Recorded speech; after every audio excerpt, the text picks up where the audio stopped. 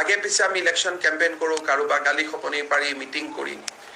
এইবাৰ আমাৰ ইলেকশ্যনৰ কেম্পেইনৰ ধাৰাটো আমি বদলাব খুজিছোঁ। কেম্পেইনৰ সময়ত আমি গাঁৱত যাম, আমি বুথত যাম, আমি খবৰ ল'ম কোনজন মানুহে অৰুণোদয় নোপোৱাকৈ আছে। আমাৰ প্ৰপত্ৰ থাকিব। মই সকলো বুথক এইবাৰ মোৰ নিৰ্দেশ থাকিব, সভাপতি মহোদয়ৰ নিৰ্দেশ থাকিব যে এই ইলেকশ্যনেদি আমি এখন বহুত ডাঙৰ শক্তিশালী অসম বনাব লাগিব। যেতিয়া আমি ইলেকশ্যন কেম্পেইনত যাওঁ, কৰবাৰ পৰা ছাডেনলি বিকলাংগ ব্যক্তি এজন, দিব্যাংগ ব্যক্তি এজন আমাৰ আগত আহি উপস্থিত হয় যে ছাৰ মই প্ৰধানমন্ত্ৰীৰ ঘৰ পোৱা নাই। মনটো বেয়া লাগে। ইলেকশ্যনৰ পিছত আমি তাক পাহৰি যাওঁ। ফটক কৰি বিধৱা মানুহ এজন আহি সন্মুখত ওলাই টিভিৰ কেমেৰাই জুম মাৰি ধৰে। তেওঁ কয় যে মোৰ মাটিডোখৰ মই বসুন্ধৰাত নাপালো। ফটক কৰি এগৰাকী মহিলা আহি পাই ওলাই যে মোৰ পেঞ্চনৰ ফাইলটো নোহোৱাকৈ পৰি থাকিল। এইবাৰ নিৰ্বাচনী কেম্পেইনটোক আমি এটা কনষ্ট্ৰাকটিভ ইলেকশ্যন কেম্পেইনলৈকে লৈ যাব খুজিছোঁ যে কিমান গাঁৱত এনেকুৱা দুৰ্ভগীয়া ব্যক্তি আছে যোনে অৰুণোদয় পাব লাগিছিল, পোৱা নাই। একেবাৰে ফৰ্মখনকে ফিল আপ কৰি লৈ আহক, কোনো গভৰ্ণমেণ্ট ফৰ্ম নহয়, যাতে মুখ্যমন্ত্ৰীয়ে গম পাব পাৰে যে এই বুথত 20জন দুখীয়া মানুহে অৰুণোদয় নাপালে। প্ৰধানমন্ত্ৰী আৱাস যোজনাৰ ঘৰ এই গাঁৱত 5জন পাবলগীয়া মানুহে নাপালে। জল জীৱন মিছন আঁচনি এই গাঁৱত জল জীৱন মিছন আঁচনি হৈছে কিন্তু পানী নোলায়।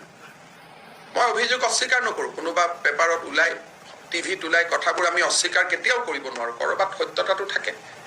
এই গাঁৱত জল জীৱন মিছন আঁচনিৰ পানীয়ে যোৱা নাই।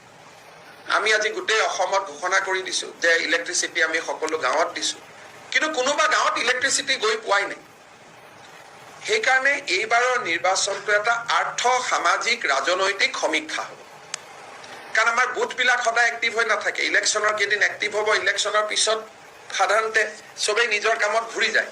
কিন্তু এইকেইদিন আমাৰ প্ৰত্যেকটো বুথ 20 তাৰিখৰ পৰা অহা 20 তাৰিখলৈকে সক্ৰিয় হৈ থাকিব।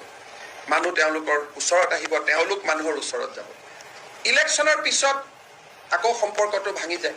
গতিকে বহু দিনৰ পৰা মোৰ মনত ইচ্ছা এটা আছিল যে can we use politics as a tool for development. এতিয়া বহুত কেইটা মই এইকেইদিনত মোৰ 2 মাহৰ অভিজ্ঞতা কওঁ। আমি জানো যে আত্মসহায়ক গ্ৰুপ 10জনী মহিলা দিম, গতিকে আমি লাখপতি বাইদেউৰ ফ্ৰম 10জন পঠাইছো।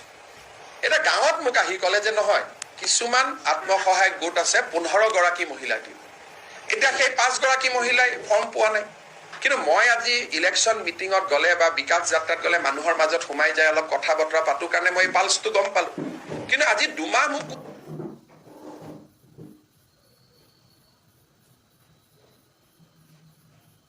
কোনো অফিচাৰে কোৱা নাই যে আমাৰ অসমত আত্মসহায়ক গোট 15জনীয়াও আছে, 12জনীয়াও আছে। মই ভাবি আছিলো 10জনীয়া আছে। আমি সকলোৱে জানে যে 10জন মেম্বাৰ দি এটা সেল্ফ হেল্প গ্ৰুপ। এতিয়া সেই বাইদেউ কেইগৰাকীয়ে কয় ছাৰ আমি ফৰ্ম পোৱা নাই। মই কৈছো কিয় ফৰ্ম পোৱা নাই? আপোনাৰ শিশু বাচ্চা 4টা-5টা আছে সেইকাৰণে পোৱা নাই। বোলে নহয়, আমাৰ গ্ৰুপত 12জনী মহিলা আছে সেইকাৰণে পোৱা নাই। এতিয়া এই 2গৰাকী মহিলাৰ নামটো এইবাৰ নিৰ্বাচনৰ সময়ত আমাৰ বুথে আমাক আনি দিব। তেতিয়া ইলেকশ্যনৰ পিছত 26লৈকে কাম কৰাৰ মোৰ গোটেই প্লেনটো ক্লিয়াৰ হৈ যাব যে এইখিনি মানুহৰ এইখিনি কাম কৰি দিলে হ'ল। আমি কাকো দিম বুলি নকওঁ, আমি মাত্ৰ নামটো সংগ্ৰহ কৰি ললো। এই গাঁৱত ৰাস্তা নাই, কোনেও নুশুনে। এতিয়া ফৰ্মেট থাকিব, 38খন ফৰ্মেট মই বুথ কমিটিবিলাকক দি দিম। গাঁৱৰ ৰাস্তা বেয়া লিখি থৈ দিব। ইলেকশ্যনৰ পিছত এই ফৰ্মেটখিনি আমালৈকে আহি যাব আৰু বাকী অফিচাৰবিলাকে তাৰ পিছত ডিউ ডিলিজেন্স যি কৰিব লাগে এইখিনি কৰিব। গতিকে এটা নতুন নিৰ্বাচনী প্ৰচাৰ এইবাৰ আমি হাতত ল'ম আৰু এই নিৰ্বাচনে মানুহৰ দুখ দুৰ্দশাৰ অন্ত পেলাব, ডিছক্ৰিমিনেশ্যন অন্ত পেলাব। কাৰণ গাঁৱত আজিলৈকে কি হৈ আছে যে কোনোবা এজন ৰুৰেল ডেভেলপমেণ্ট ডিপাৰ্টমেণ্টৰ কৰ্মচাৰী গৈছে, পেপাৰত লিখা কথা, মই সঁচা নহয়, 20,000 টকা লৈছে, তাৰ ঘৰটো জিঅ' টেকিং কৰি গুচি আহিছে, ইজনৰ কৰা নাই। ইলেকশ্যনৰ সময়ত বুথ শক্তিশালী হ'ব, মানুহ